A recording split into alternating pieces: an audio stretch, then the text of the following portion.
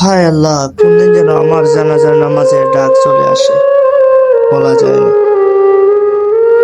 আসসালামু আলাইকুম রহমতুল্লাহ বরকাত। আমার আরেকটি ভিডিওতে আপনাদেরকে স্বাগত।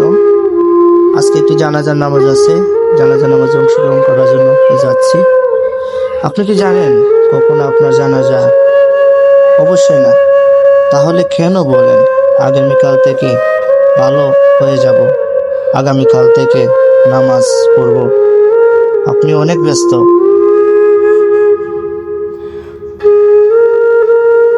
যেদিন আমার আপনার জানাজার নামাজ হবে, সেদিনও একজন মানুষ বলবে আমি অনেক ব্যস্ত ছিলাম, তাই সঠিক সময় আসতে পারিনি।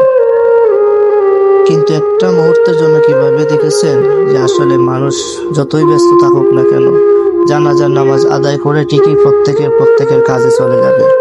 কেউ কারোর জন্য অপেক্ষা করবে না, আপনার জন্য বসে থাকবে না। তাহলে কেন আমরা পাঁচ ওয়াক্ত নামাজ সহ এগুলো আদায় করি না? দেখেন, মানুষগুলো যাচ্ছে, দলে দলে যাচ্ছে জানাজা নামাজ আদায় করার জন্য। আসর নামাজের পর জানাজা ছিল হয়তো, তো আমি অংশগ্রহণ করলাম। দেখলাম আমার আগে অনেক মানুষ চলে আসছে, আমি অংশগ্রহণ করব। তো আপনার জন্য কেউ অপেক্ষা করবে না। জানাজার নামাজ যে টাইমে দেওয়া হবে সেই টাইমেই টাইম টু টাইম করা হবে। আপনার জন্য কেউ অপেক্ষা করবে না। আবার জানাজার নামাজ শেষ হয়ে গেলে দেখবেন আপনার কবরস্থ করার জন্য মানুষ ব্যস্ত হয়ে পড়ছে। আপনাকে কবরস্থ করে কেউ বা মোনাজাত দেবে, আবার কেউ বলবে আমি ব্যস্ত, মোনাজাত দিতে পারবো না। আবার একদল বলবে আমি মাটি দিতে পারবো না, কারণ আমার ব্যস্ত, আমার কাজ আছে।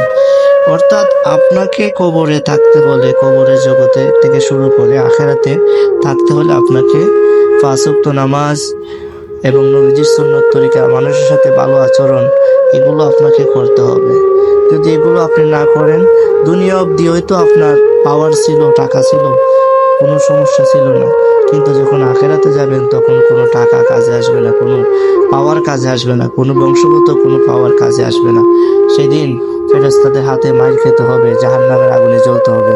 এজন্য নিজেও নেক আমল করুন, অন্যকে নেক আমল করতে উৎসাহিত করুন, এবং ছেলে মেয়েদেরকে মানুষের মতো মানুষ হিসেবে গড়ে তোলার চেষ্টা করুন। আমরাও যেন আমাদের ছেলে মেয়েদেরকে সঠিক পথে পরিচালিত করে জীবনে চলে যেতে পারি, এই কামনাই করি। সবাই দোয়া করবেন আল্লাহ পাক যেন এই মায়াতকে জান্নাতুল ফেরদাউস নসিব করেন, এবং ওনার কবরটাকে যেন আল্লাহ পাক কবরের আযাব থেকে মাফ করে দেন। উনি শুনছি অনেক ভালো মানুষ ছিল, আল্লাহ পাক ওনাকে মাফ করে দেন।